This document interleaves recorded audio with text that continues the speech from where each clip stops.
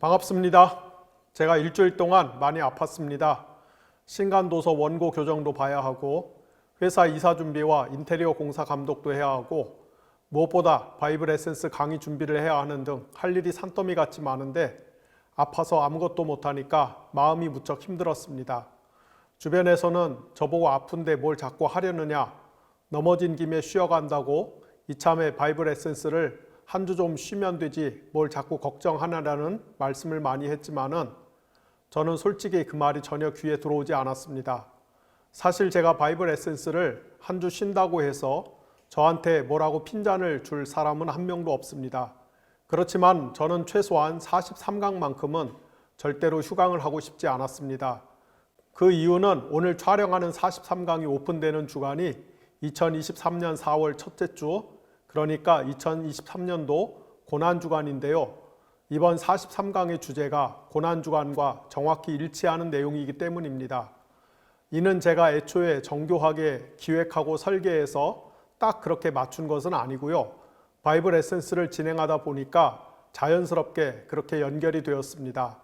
이게 겉보기에는 우연의 일치 같지만은 그러나 저는 성령님이 바이블 에센스 진행 과정을 통제하시고 도와주시는 한 가지 증거라고 생각을 했습니다. 그래서 저는 아무리 아파도 43강만큼은 절대로 휴강을 하지 말고 어떻게든 정해진 주간에 영상을 오픈해야겠다라고 마음을 먹고 있었습니다. 하지만 몸이 너무 아파서 손가락조차 제대로 못 움직이다 보니까 강의를 준비하는 것이 녹록지 않았습니다. 그래서 최소한 손가락만이라도 좀 자유롭게 움직일 때까지 몸이 회복되도록 기다리자.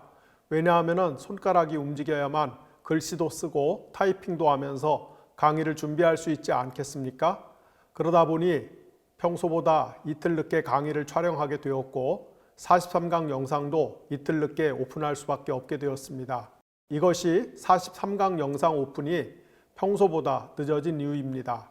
여러분께 매주 화요일 오후에 제공해 드리는 영상을 목요일까지 기다렸다 시청하시는 불편을 끼쳐서 죄송합니다. 앞에서도 여러 번 말씀드렸는데요. 오늘은 바이블 에센스 43강입니다. 오늘은 구약성경 이사야서와 스가랴서를 중심으로 바빌론 포로기 이후에 하나님께서 그분의 백성을 어떻게 구원하시고 회복시키시는지 그리고 그들에게 어떤 새로운 미래를 보여주시는지를 살펴보도록 하겠습니다. 크리스 조던이라고 하는 국제적으로 유명한 환경 사진작가가 있습니다. 이 사람이 원래는 미국 시애틀에서 변호사로 활동하고 있었는데요. 과감하게 변호사직을 그만두고 환경 사진작가로 변신을 했습니다. 그가 안정된 변호사직을 포기하고 사진작가가 된 이유는 환경 오염의 심각성을 널리 알리기 위함이었습니다. 크리스 조던은 2009년부터 8년 동안 태평양 한가운데 있는 미드웨이 섬을 방문해서 그곳에 상주하다시피 하면서 알바트로스라는 새를 집중적으로 카메라에 담았습니다. 이렇게 해서 만들어진 환경 다큐멘터리 영화가 알바트로스의 꿈입니다. 알바트로스는 몸집이 91cm, 날개를 전부 펴면은 2m에 달하는 세계에서 가장 높이 그리고 가장 멀리 나는 새로 알려져 있습니다. 알바트로스는 수컷과 암컷이 서로 눈이 맞아 짝을 맺으면 무려 60년 동안 부부로서 정절을 지키는 새로도 유명합니다. 알바트로스는 암컷이 알을 낳으면 수컷이 그 알을 품고 그 사이 암컷은 일주일간 바다를 돌아다니면서 갓 태어날 새끼에게 줄 먹잇감을 찾아 제 뱃속에 가득 품고 돌아오는데요. 이때 암컷이 비행하는 거리가 대략 16,000km쯤 된다고 합니다. 암컷 알바트로스가 바다 위를 비행하면서 새끼에게 줄 먹잇감을 잔뜩 구해오는 동안 수컷은 새끼를 부화시킬 준비를 마칩니다. 알바트로스는 새끼가 손쉽게 알을 깨고 나올 수 있도록 어떤 도움도 주지 않기 때문에 새끼는 오롯이 제 힘만으로 알을 깨고 나와야 하는데요. 새끼가 알을 깨고 나오는데 걸리는 시간이 통상 이틀 정도 소요가 된다고 합니다. 그동안 부모 알바트로스는 새끼가 스스로 알을 깨고 나오는 지난한 과정을 포기하지 않도록 곁에서 계속 노래를 불러준다고 합니다. 마침내 새끼가 알 밖으로 완전히 나오면 그 순간 어미 알바트로스가 자신의 몸속에 있던 먹잇감을 모두 개원해서 새끼에게 먹이기 시작합니다. 크리스 조던은 바로 그 순간을 놓치지 않고 카메라를 클로즈업해서 어미와 새끼 알바트로스가 부지런히 부리를 놀리며 먹이를 서로 주고받는 장면을 카메라 앵글에 담습니다. 그런데 이때 깜짝 놀랄 만한 장면이 펼쳐집니다. 어미 알바트로스가 일주일간 16,000km의 바다 위를 날면서 제 몸에 정성스럽게 담아온 대부분의 먹잇감이 다름 아닌 플라스틱 쓰레기들이기 때문입니다. 어미는 제가 어렵게 길어온 먹잇감이 실상은 새끼를 죽이는 살상무기인 줄도 모르고 새끼에게 플라스틱 쓰레기를 부지런히 먹이고 그 플라스틱을 먹은 새끼는 태어난 지 며칠 안 되어 죽은 시체로 돌변합니다. 태평양 한복판에 자리한 미드웨이 섬에는 이런 식으로 죽은 새끼 알바트로스의 시체들이 여기저기 널브러져 있습니다. 크리스 조던이 만든 알바트로스의 꿈은 해마다 1천만 톤 이상의 플라스틱 쓰레기가 바다로 유입되어 거대한 섬을 형성하고 있는 오늘의 지구 생태계의 비참한 현실을 실감나게 보여줍니다. 이에 빗대어 지금부터 잠시 한국교회 이야기를 해보도록 하겠습니다. 우리가 너무나 잘 알고 있듯이 한국교회는 전 세계에서 가장 예배 횟수가 많은 교회입니다. 비록 코로나19 사태로 인해 과거처럼 자주, 많이, 열정적으로 예배당에 모이는 문화가 조금 주춤해지기는 했지만은 코로나19 이전만 해도 한국교회는 일주일 내내 교회가 쉴 새 없이 돌아가야 그게 건강하고 모범적인 교회라는 인식이 아주 강했습니다. 오죽하면 교회의 핵심 신앙 가치에 예배당 중심이란 말이 꼭 들어가는 교회들이 즐비했겠습니까? 여튼 한국교회는 지난 140년 동안 예배당 중심으로 빡빡하게 돌아가며 일주일 내내 각종 예배와 모임으로 스케줄이 꽉 차 있는 것을 교회의 미덕으로 삼았던 교회였습니다. 그런데 참 희한한 것은 전 세계에서 예배를 가장 많이 드리고 기도회도 가장 많이 하고 소그룹 모임도 가장 많이 하는 한국교회가 교회 전체적으로도 그렇고 신자 한 사람 한 사람을 놓고 봐도 그렇고 썩 건강하지가 않다는 것입니다. 한국교회는 일주일 내내 수많은 예배와 성경 공부 모임 등에서 흔히들 교회에서 쓰는 말을 빌려서 표현하자면은 영의 양식을 그렇게나 많이 먹는데요. 왜 건강하지를 않을까요? 그 이유가 무엇일까요? 이 질문에 대한 답은 별로 어렵지가 않습니다. 바로 해로운 음식을 먹어서 그렇습니다. 목사님들은 자기 신도들에게 열심히 영의 양식을 먹여주고 또 신도들은 목사님이 떠주는 영의 양식을 열심히 받아 먹었는데 알고 보니까 그게 영의 양식이 아니라 비유하자면은 어미 알바트로스가 잔뜩 주워온 플라스틱 쓰레기 같은 것이었기 때문인 것입니다. 저는 오래전부터 이 문제가 한국교회가 병든 제일 핵심적인 이유 중 하나라고 생각했고 그래서 제가 16년 전에 샘물결 플러스를 세워서 좋은 신학책을 한국교회 강단에 보급해야겠다라고 마음을 먹었던 결정적인 이유였습니다. 그럼 왜 한국교회는 늘 입만 열면 영의 양식 타령을 하면서도 정작 실제로 섭취하는 것은 마치 플라스틱 쓰레기 같은 치명적인 살상 음식을 먹고서 속 깊이 골병이 들어버린 것일까요? 첫 번째 이유는 절대 다수의 목사님들이 신학적인 분별력이 부족하기 때문입니다. 저는 목사님들이 일부러 교인들에게 나쁜 음식을 먹이려고 작정할 리는 절대로 없다라고 생각을 합니다. 절대 다수의 목사님들은 자기 딴에는 설교나 성경 공부 시간에 어떻게 해서든지 교인들에게 좋은 음식을 먹이고 싶은 마음이 굴뚝 같을 것입니다. 그런데 문제는 성경을 어떻게 해석하고 어떻게 현대 한국 사회에 적용해야 하는지에 대한 통찰력과 분별력이 떨어지다 보니까 결국은 기존의 이런저런 통속적 성경 해석과 카더라 통신과 자기 생각을 모조리 섞어서 독성이 잔뜩 배인 음식을 신도들에게 먹이고 있는 실정입니다. 그리고 이렇게 교회 강단이 부실해진 근본 이유는 한국교회 목사님들이 바쁘다는 핑계로 쓸데없는 일에 에너지를 허비하고 정작 꼭 필요한 공부를 멀리하기 때문에 빚어진 필연적인 참사인 것입니다.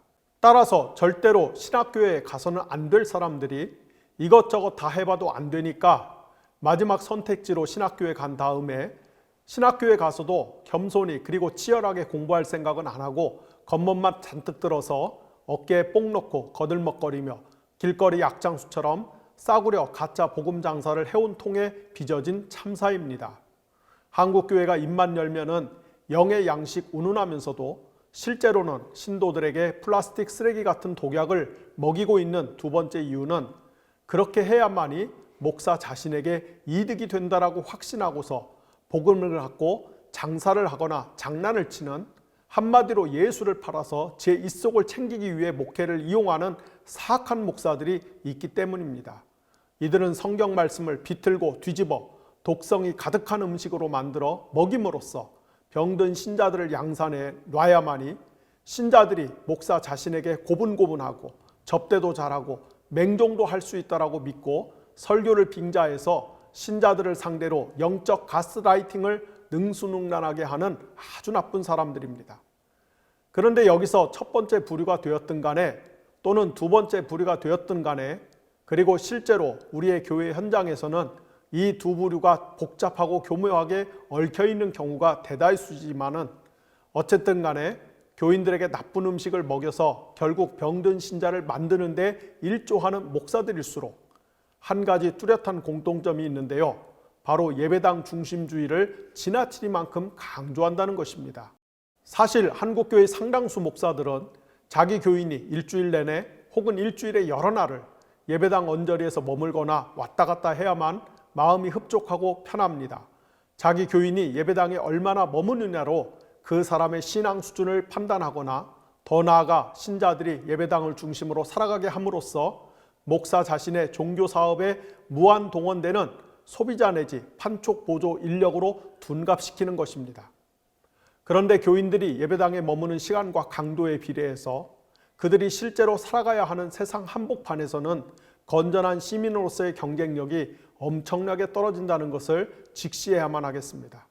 그리고 세상 속에서 살되 세상과 구별되어야 하는 그리스도인이 세상에서 건전한 시민으로서의 경쟁력이 떨어진다는 것 자체가 이미 그의 신앙과 삶이 건강하지 못하다는 것을 반증한다는 것을 직시해야 하겠습니다.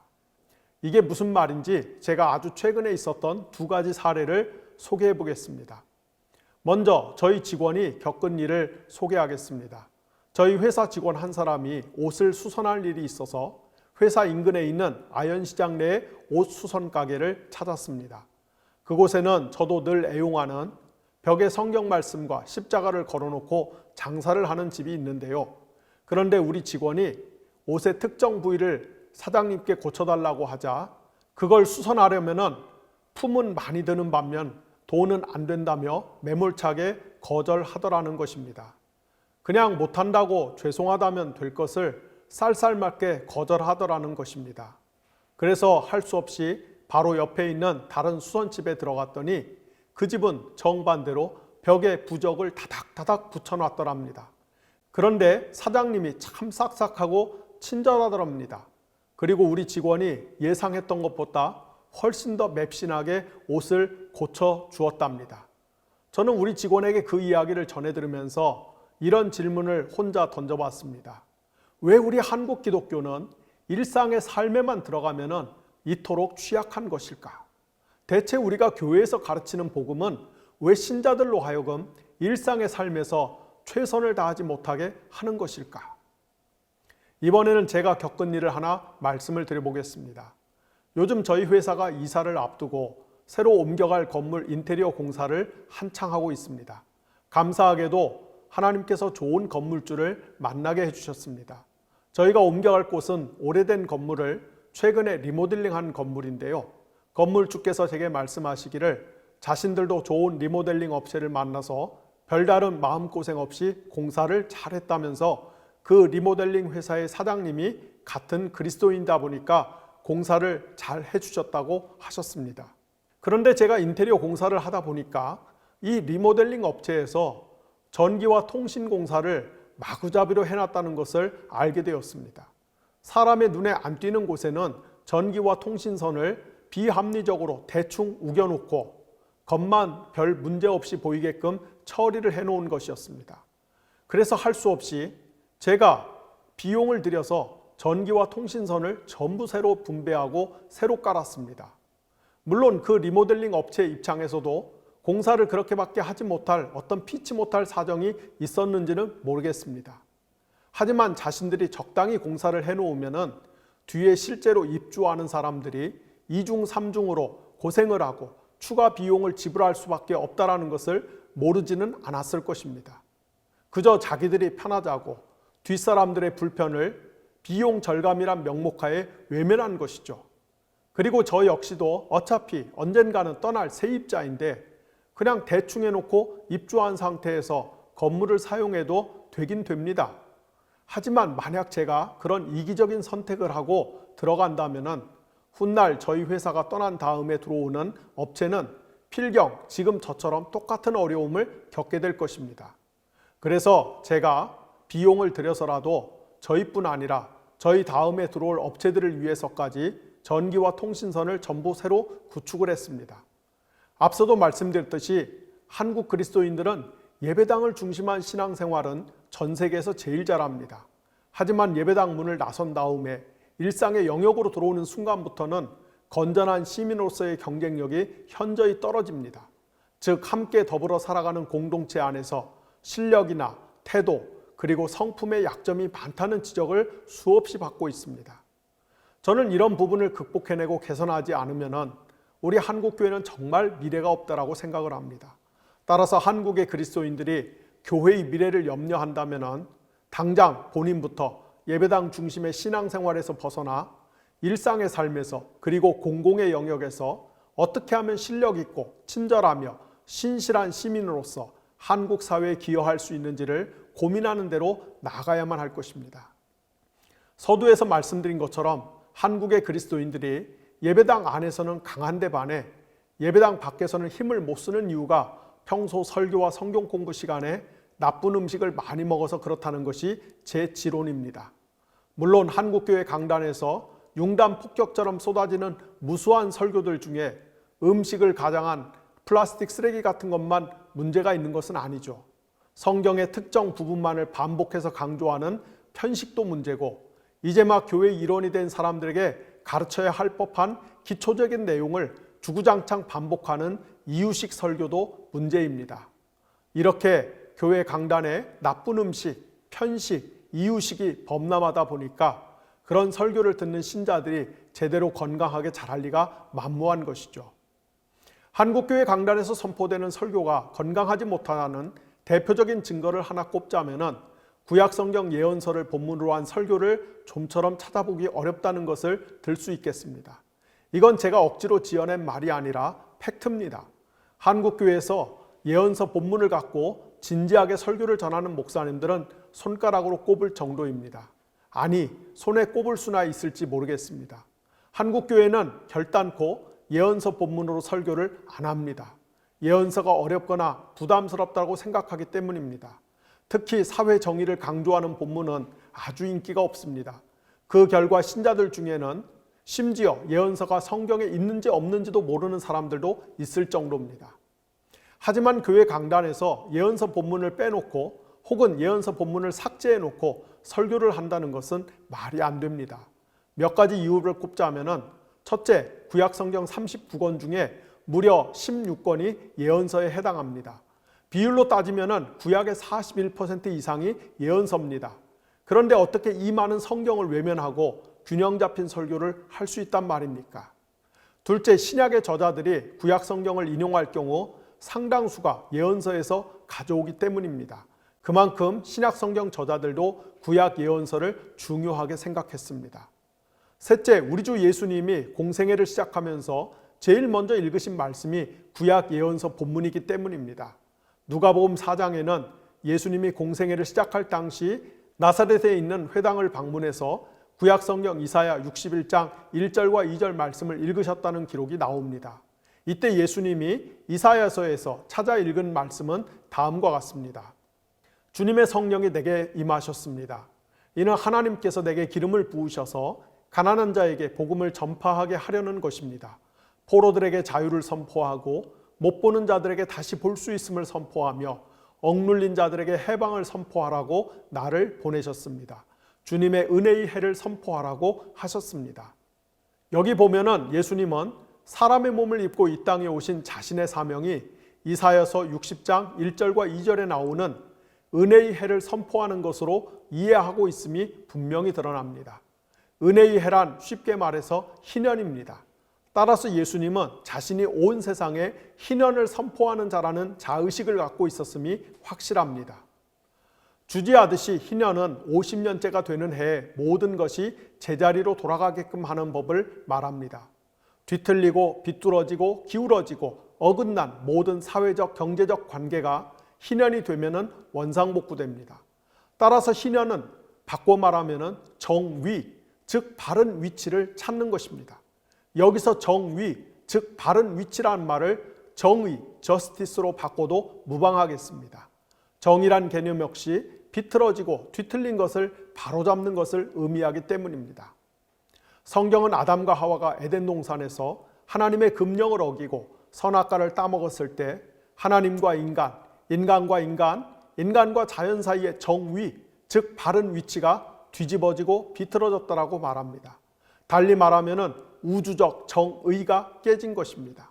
하나님의 제2위이신 성자 예수님이 사람의 몸을 입고 이 땅에 오신 근본 목적은 바로 이 우주적 정의를 회복해서 우주를 바른 위치로 되돌리기 위함이었습니다. 즉 태고적에 깨진 위치들을 바로잡아서 제자리로 돌려놓기 위함이었습니다. 따라서 예수님은 지구적이고 우주적인 희년을 성취하기 위해서 오신 구원자인 것입니다. 그렇기 때문에 예수님은 공생애를 시작하는 일종의 취임식 자리에서 구약성경 예언서에 나오는 희년에 관한 본문을 찾아서 취임식 연설로 사용하신 것입니다.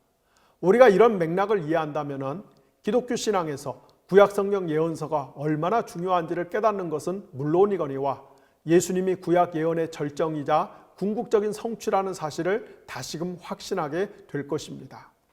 바로 이런 이유 때문에 제가 1년 전에 바이블 에센스 구약성경 강의 순서를 처음 편성할 때 일부러 예언서 본문을 다루는 비중을 높였습니다. 당시만 해도 저는 제 나름대로 일부러 신경을 써서 구약성경 예언서 본문을 살펴보는 비중을 늘려놨는데요. 구약성경 강의를 애초에 목표로 했던 50강에서 5강을 빼고 45강으로 줄이다 보니까 어쩔 수 없이 예언서 강의를 몇 개 뺄 수밖에 없었습니다. 제 개인적으로는 구약성경 강의가 얼마 안 남은 이 시점에서 그게 제일 아쉽고 속상합니다. 그럼에도 제게 주어진 상황에서 최선을 다했으니까 시청자들께서 너그럽게 이해를 해주시면 감사하겠습니다. 구약성경에서 하나님과 관련하여 예언이라고 하는 단어를 사용할 때 그 1차적인 뜻은 미래를 미리 내다보거나 알아맞히는 것을 의미하지 않고 하나님의 존재, 그분의 속성, 의지, 뜻을 드러내는 것을 가리킵니다. 따라서 예언자란 하나님을 보여주는 사람입니다. 즉 초월하신 하나님을 역사 속에서 드러내는 사람이 바로 예언자입니다. 따라서 예언자란 하나님을 우리에게 보여주는 거울 혹은 반사체와 같은 존재입니다. 창조주 하나님께서는 예언자들을 통해서 자신의 됨됨이를 이스라엘에게 계시하셨습니다. 이와 관련하여 예언자 아모스는 야훼께서는 자기 비밀을 예언자에게 말씀하시지 않고 독자적으로 행동하는 법이 없다라고 말한 적이 있습니다. 하나님은 예언자들을 통해서 이스라엘에게 거룩하게 살아라, 이방인의 풍습을 본받아서 우상을 숭배하지 말아라, 사회 정의를 훼손하지 말아라, 사회적 약자를 보호하라, 세계의 모든 나라를 위한 신실한 중보자가 되어라. 그러면은 너희와 너희 자손들이 큰 복을 받을 것이다 라고 반복해서 말씀하셨습니다. 반대로 하나님은 예언자들을 통해 너희가 내 말을 어기고 우상을 숭배하고 사회적 약자들을 괴롭히면은 내가 반드시 너희를 심판할 것이다 라고 더 많이 말씀하셨습니다. 기억하시기 바랍니다.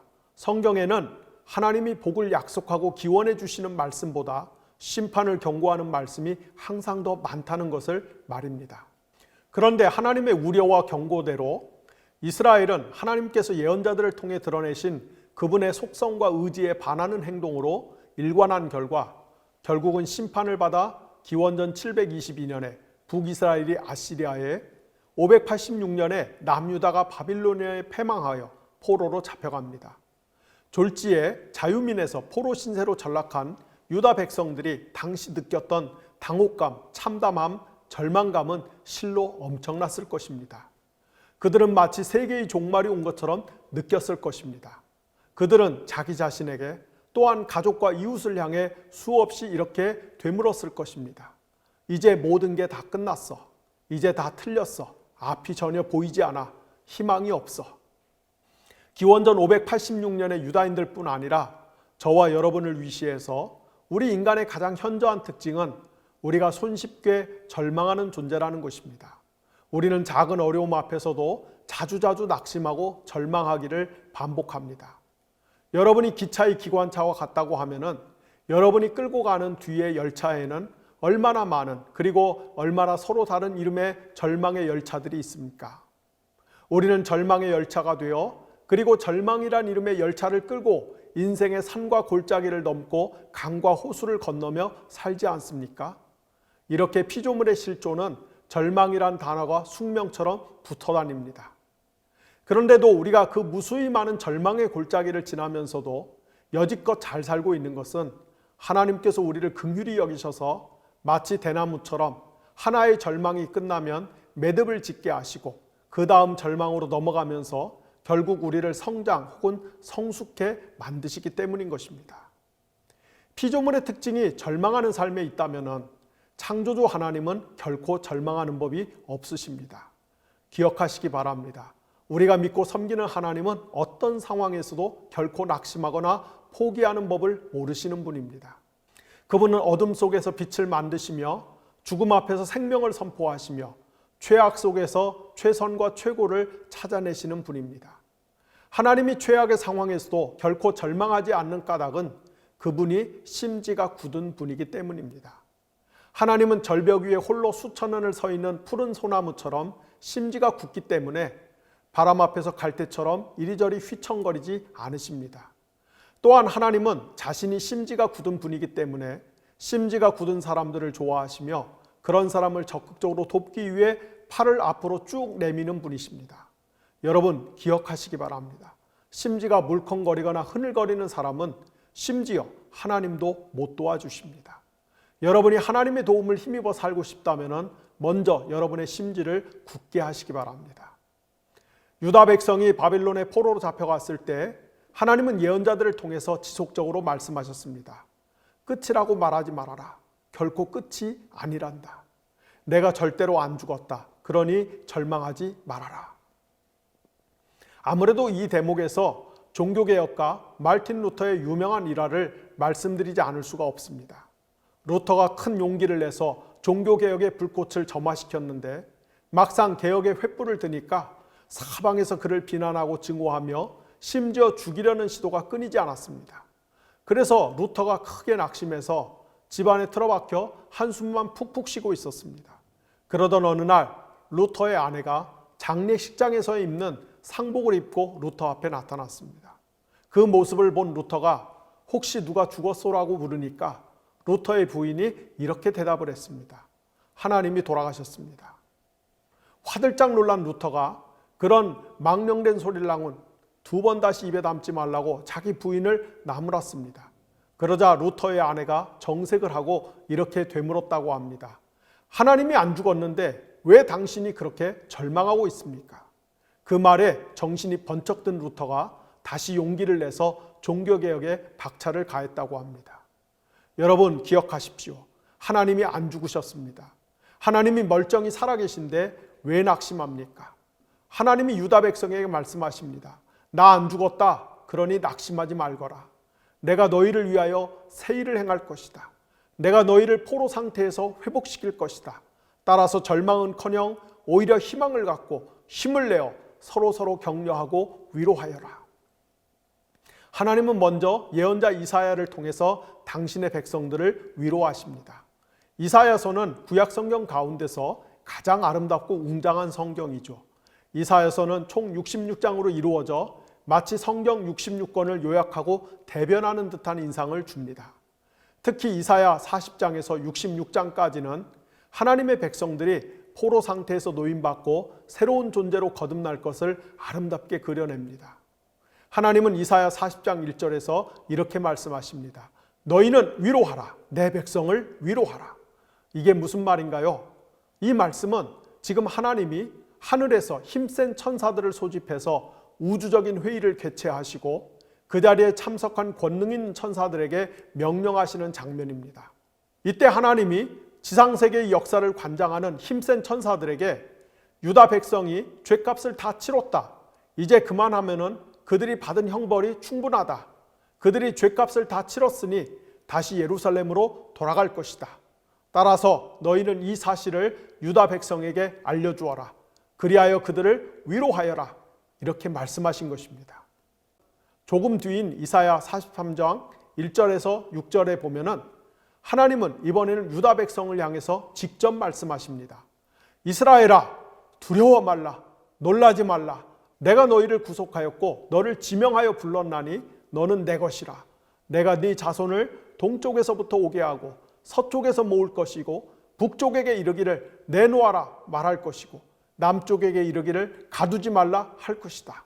내가 네 아들과 딸들을 돌아오게 할 것이다. 이 유명한 말씀은 하나님이 기원전 586년에 나라가 패망한 후 사방으로 잡혀간 유다 백성들을 다시 예루살렘으로 돌아오게 할 것이라는 선언입니다. 당시 유다 백성이 예언자의 입에서 나온 이 말씀을 듣고 얼마나 큰 위로를 받았겠습니까? 그런데 모든 유다인이 다 포로지에서 돌아오는 것은 아니었습니다. 하나님은 오직 남은 자들만 다시 돌아오게 될 것이라고 분명히 말씀하십니다. 여기서 남은 자란 바빌론에서 포로 생활을 하면서 자신들이 왜 무엇 때문에 포로가 되었는지를 성찰하고 그 결과 다시는 우상 숭배와 사회적 불의를 일삼는 것을 그만두겠다라고 굳게 다짐하고 정결해진 사람들을 가리킵니다. 이렇게 포로지에서 회개하고 새로운 존재가 되기로 결심한 사람들만 약속의 땅으로 다시 돌아올 것입니다.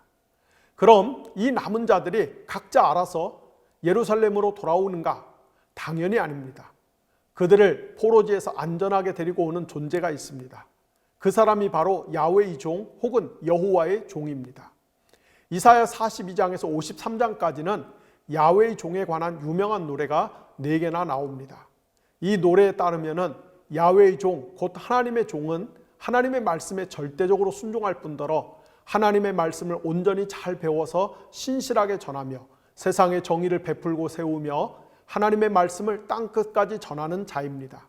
그러나 야훼의 종이 오직 하나님께 충성하고 신실하다는 이유 하나 때문에 그는 사람들에게 미움을 당하고 고난을 받으며 결국은 죽임을 당합니다. 하지만 그는 하나님이 부어주시는 성령을 힘입어서 대속자로서 자신의 사명을 끝까지 완수합니다.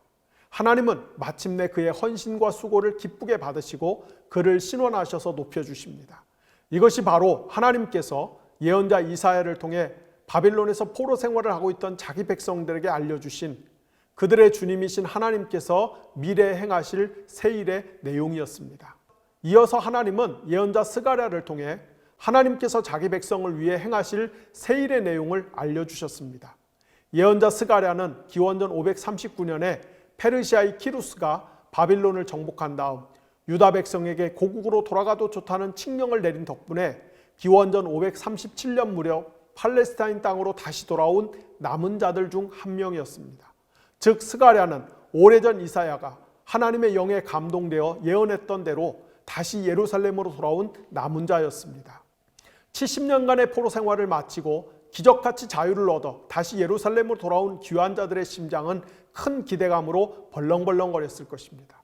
그들은 제2의 건국을 한다는 각오로 이번에는 강하고 힘센 나라를 만들어 두 번 다시 이방 민족에게 나라를 빼앗기고 포로로 잡혀가는 수치를 당하지 않겠다는 일념으로 활활 불타올랐습니다.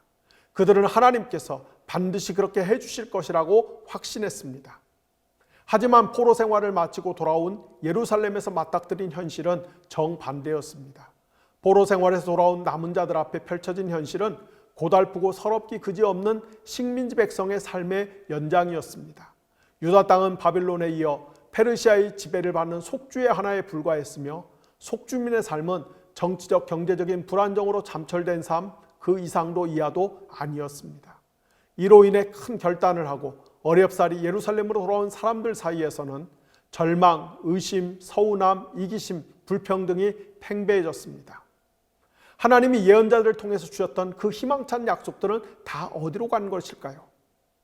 이런 상황에서 예언자 스가랴는 기원전 520년에서 518년 어간에 성령에 사로잡혀서 다음과 같은 위로의 메시지를 선포합니다. 하나님의 백성들이여, 걱정하거나 의심하지 마십시오. 하나님의 약속은 헛되지도 사라지지도 않았습니다. 하나님은 자신의 계획과 약속을 반드시 지키십니다. 미래의 어느 순간에 하나님께서 메시아적 존재를 보내셔서 예루살렘을 새롭게 건설하시고 성실과 정의로 다스리실 것입니다. 그 결과 예루살렘은 정의와 공평이 가득한 신실한 도시가 될 것입니다. 그 덕분에 예루살렘의 주민들은 장수의 축복을 누리며 행복하게 살 것입니다. 예언자 스가랴는 특별히 미래에 올 메시아적 존재를 예견하고 묘사하는 데 자신의 성경 대부분을 할애합니다. 그는 먼저 새싹 혹은 새순 또는 큰 돌이라 불리는 다윗 집안의 메시아적 인물이 미래의 새로운 성전을 건축하게 될 것이라고 예언합니다. 다음으로 미래에 올 다윗 계열의 메시아적 인물로서 목자인 동시에 왕 또는 목자 겸 왕 같은 이가 하나님의 백성들을 정의롭고 신실하게 다스릴 것을 예언합니다.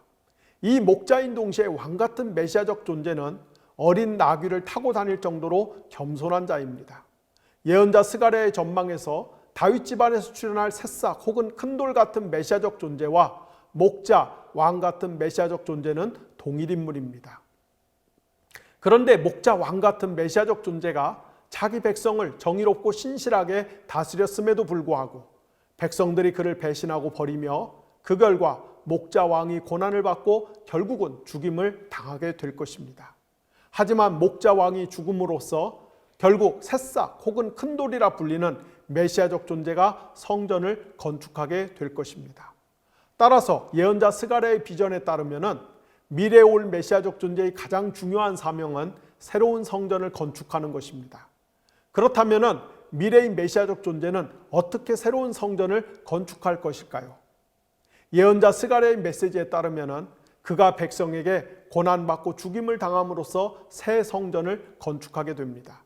또는 예언자 이사야의 메시지에 따르면 야훼의 종이 고난을 받고 대속의 제물이 됨으로써 새로운 성전을 건축하게 됩니다. 주지하듯이 성전의 핵심 기능은 속죄제사에 있죠. 미래에 올 하나님의 진짜 메시아, 즉 구원자는 자신을 온 세상을 위한 속죄제물로 바침으로써 성전의 기능을 성취하실 것입니다. 이렇게 예언자 이사야나 스가랴가 성령에 감동되어 예견한 미래에 올 메시아가 새롭게 건축할 성전의 실체는 당시 포로지에서 귀환한 유다 백성이 생각했던 메시아 개념이나 성전 개념과는 완전히 딴판이었습니다.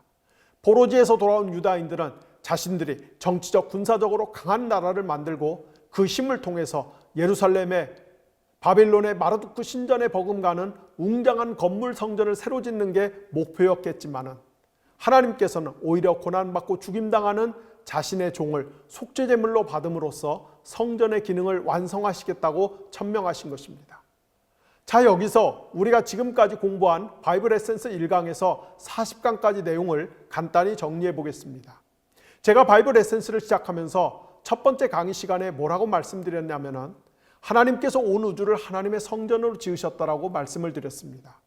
여기서 하나님의 창조물인 온 우주가 하나님의 성전이란 말은 우주가 하나님과 상관없는 차갑고 냉랭한 죽은 공간이 아니라 하나님의 임재와 숨결이 가득한 그리하여 생명과 희망이 넘치는 공간으로 만들어졌다는 뜻입니다. 피조물인 우주보다 훨씬 더 크신 창조주 하나님은 그러나 자신이 만든 작은 우주 안에 직접 들어오셔서 그 안에서 살아가는 피조물을 돌보시고 그들과 교제를 나누시며 그들의 복지와 안녕을 위해 최선을 다해 일하십니다. 이것이 우주가 하나님의 성전이란 의미인 것입니다. 창조주 하나님은 이렇게 우주를 당신의 집처럼 만드시고 그 안에 사는 모든 거주자들이 서로 돕고 서로 섬기며 조화와 균형을 이루며 행복하게 살기를 의도하셨습니다. 하나님은 광대한 우주의 한쪽에 지구라고 하는 초록빛 행성을 특별히 만드시고 그 지구의 중심에 우주 성전의 미니어처 혹은 모델 하우스라고 할 수 있는 에덴 성전을 건축하신 다음 아담과 하와를 소명하셔서 에덴 성전을 관리하고 지키는 제사장으로 임명하셨습니다. 아담과 하와의 사명은 에덴 성전에 죄가 틈타지 못하도록 방비하는 동시에 에덴 성전 안에 거주하는 모든 생명체들이 서로 조화와 균형을 이루어 행복하게 살도록 지도하는 것이었습니다. 하지만 아담과 하와는 자신들의 사명을 망각하고 범죄하여 결국 에덴 성전에서 추방당합니다. 에덴 성전에서 쫓겨난 인류는 하나님의 성전을 건축하고 돌보는 대신에 자기 성전, 곧 자기 성을 쌓기 시작합니다. 모든 생명체가 서로 공존 공영하도록 의도된 하나님의 성전과 달리 인간이 점점 더 높이 쌓기 시작한 성은 강고한 피라미드 체제를 개발하고 구축하여 서로가 서로를 착취하고 억압하며 감시하는 거대한 시스템으로 진화하며, 성경의 내러티브에서 그것의 절정은 이집트 파라오의 제국으로 나타납니다. 하나님은 이집트의 파라오가 신처럼 군림하는 잔인한 피라미드 체제에서 학대를 당하는 이스라엘 백성을 해방하셔서 약속의 땅으로 데려가셨습니다. 이스라엘에게 선물로 주어진 가나안 땅은 성전과 같은 땅이었습니다. 따라서 이스라엘은 그 땅에서 모든 사람이 더불어 잘 사는 성전 사회를 건설하여만 했습니다. 하지만 이스라엘은 모든 사람이 더불어 행복하게 잘 사는 성전 사회에 대한 하나님의 비전을 깔아뭉개고 이방 나라들처럼 왕을 구하였습니다. 이스라엘 백성이 인간 왕을 구했다는 것은 그들이 이방 나라들처럼 피라미드 체제를 구축하고 소수가 다수를 억압하고 착취하는 체제하에서 살겠다는 의지의 표현이었습니다. 결국 이스라엘은 40명의 주로 악한 왕들에 의해서 피라미드 체제의 엄혹함과 잔인함 그리고 불의함을 톡톡히 경험한 후 과거에 아담과 하와가 에덴 성전에서 동쪽으로 내쫓겨났듯이 가나안 성전 땅에서 추방되어 동쪽의 제국 바벨로니아의 포로로 잡혀갑니다. 그들이 바벨론에서 70년간의 포로 생활을 끝마치자 하나님은 메시아적 존재를 통해서 자기 백성을 포로지에서 돌아오게 하며, 그 메시아적 존재는 자기 자신을 속죄제물로 바침으로써 성전의 기능을 궁극적으로 완성할 것입니다. 이렇게 해서 메시아적 존재에 의해 새로운 성전이 역사의 무대 위에 출현할 것입니다. 그렇다면 미래의 메시아적 존재가 세울 새로운 성전의 정체성 또는 본질은 어떤 것일까요? 이에 관해서는 이사야 56장 1절부터 8절까지에서 잘 나와 있습니다. 여기 보면은 메시아적 존재가 건축할 새 성전은 고자, 즉 성불구자와 이방인도 자유롭게 출입이 가능한 곳입니다. 구약성경 신명기 23장 1절 이하에 보면은 하나님께서 과거에 모세에게 주신 율법을 통해 하나님의 총회에 절대로 들어올 수 없는 사람들의 명단이 나오는데요. 그중 대표적인 사람이 성불구자와 이방인이었습니다. 하지만 미래 메시아적 존재가 세울 새로운 성전에서는 이 차별 규정이 철폐가 됩니다.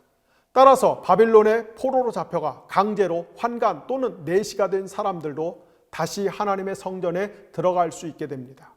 이렇게 미래에 등장할 새로운 성전에서는 인종이나 민족, 계급, 성별, 신체상의 차이와 차별이 더 이상 존재해서는 안 됩니다. 새로운 성전에 들어갈 수 있는 유일한 조건 혹은 자격은 하나님과 올바른 언약 관계를 맺는 것뿐입니다. 또한 미래에 새로 건축될 성전은 만민이 기도하는 집이라 불리게 될 것입니다. 성전은 무엇을 하는 것인가요? 성전은 한마디로 정의하자면 기도하는 집입니다. 이미 눈치를 채셨겠지만은 제가 삽시간에 구약 성경 전체를 압축해서 설명드린 이 말씀들은 전부 신약에서 우리 주님 예수 그리스도를 통해 말 그대로 토시 하나 틀리지 않고 성취가 됩니다. 그에 대한 자세한 공부는 앞으로 바이블 에센스 신약 강의 시간에 살펴보기로 하고요. 오늘은 맛보기로 딱 하나만 간단하게 소개를 해드리겠습니다. 앞에서 제가 예수님이 공생애를 시작하면서 이사야 60장에 나오는 희년 선포에 관한 말씀을 인용함으로써 자신이 세상에 오신 목적이 희년을 성취하기 위한 곧 모든 비뚤어지고 뒤틀린 것을 원래의 이상적인 상태로 되돌려 놓기 위함이라고 말씀을 드렸습니다. 누가복음 4장에서 예수님이 이사야서 본문을 읽으면서 하신 말씀은 예수님이 공생애를 시작하면서 자신이 앞으로 하실 사역에 대한 포부를 밝히는 취임사였다고 볼 수가 있습니다.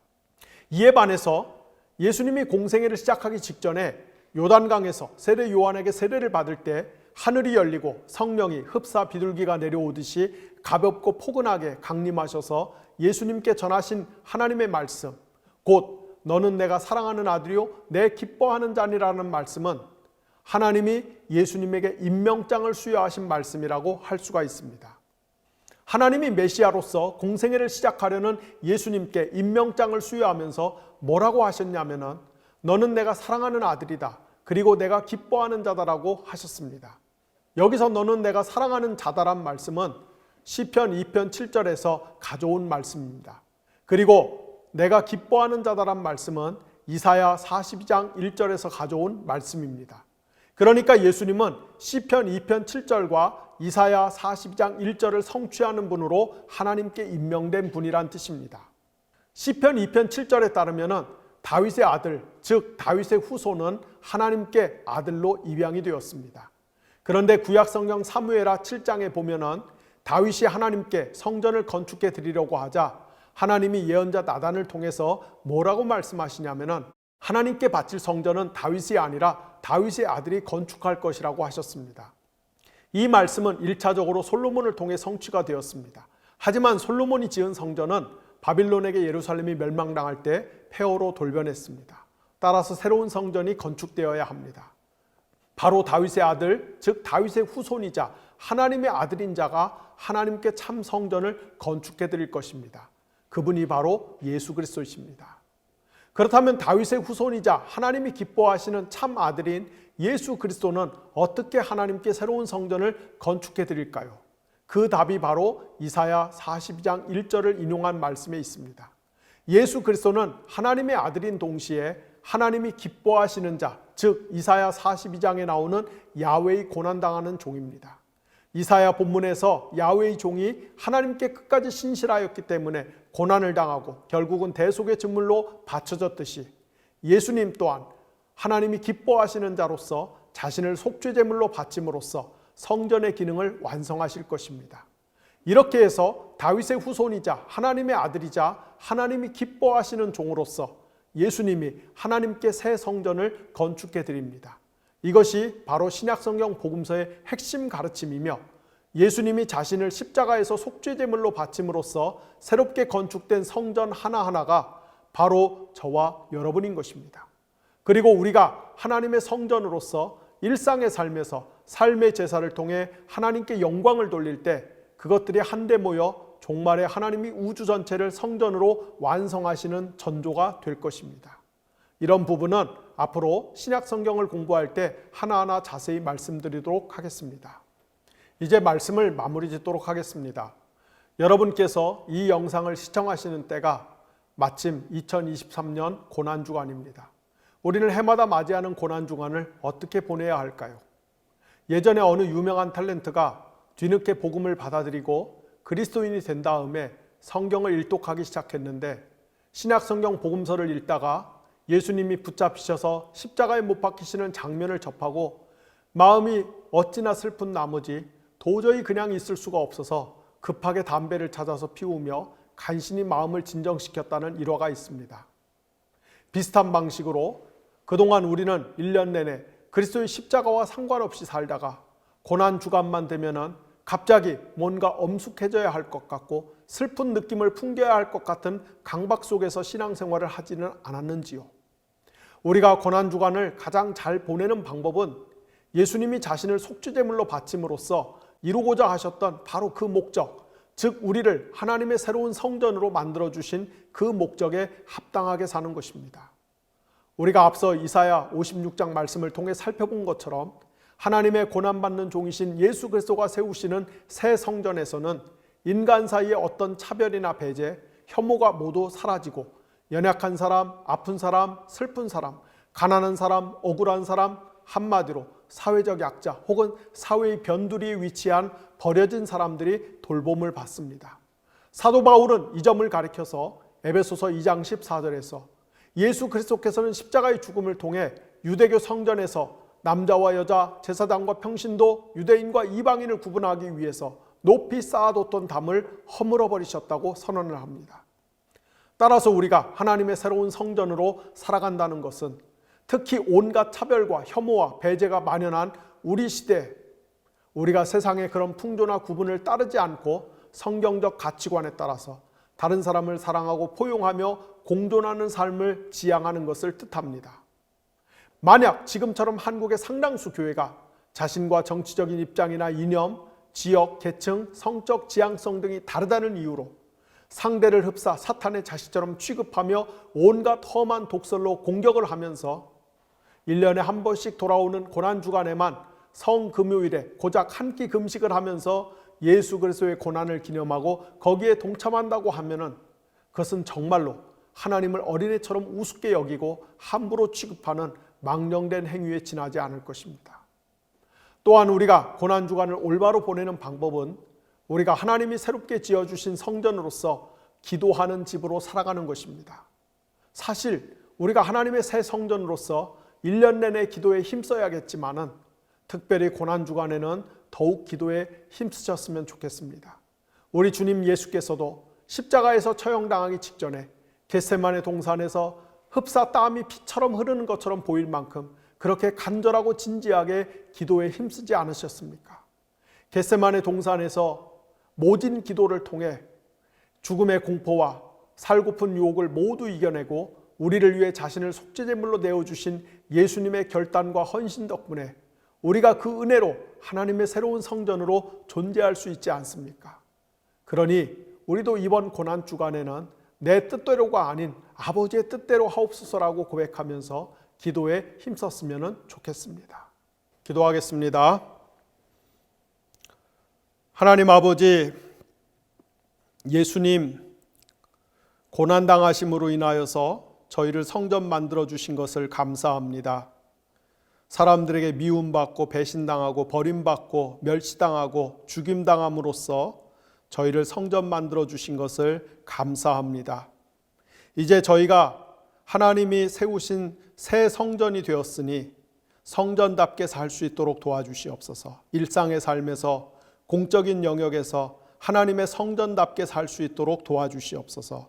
특별히 이사야서 56장에 나오는 말씀처럼 미움과 시기와 질투, 혐오와 나눔과 분열이 가득한 이 세상에서 중간에 막힌 모든 담을 헐어버리고 우리보다 못한 사람, 우리보다 추한 사람, 우리보다 더 가난하고 병든 사람을 차별 없이 받아들이고 그들을 위하고 섬기는 하나님의 성전답게 살아갈 수 있도록 도와주시옵소서. 또한 쉬지 않고 기도하는, 기도를 쉬는 죄를 범하지 않는 하나님의 성전답게 살아갈 수 있도록 도와주시옵소서. 오늘도 이 영상을 보는 모든 분들 가운데서 몸이 아픈 분들, 마음이 아픈 분들, 마음이 상한 분들, 마음이 힘든 분들, 밤에 잠을 못 이루는 분들, 막막하고 불안하고 두려운 분들, 그리고 물질적으로 큰 고난을 당하는 분들, 그 각자의 사정에 주님이 깊이 개입하시고 깊이 관여하셔서 가장 합당한 도움을 베풀어 주시기를 바랍니다.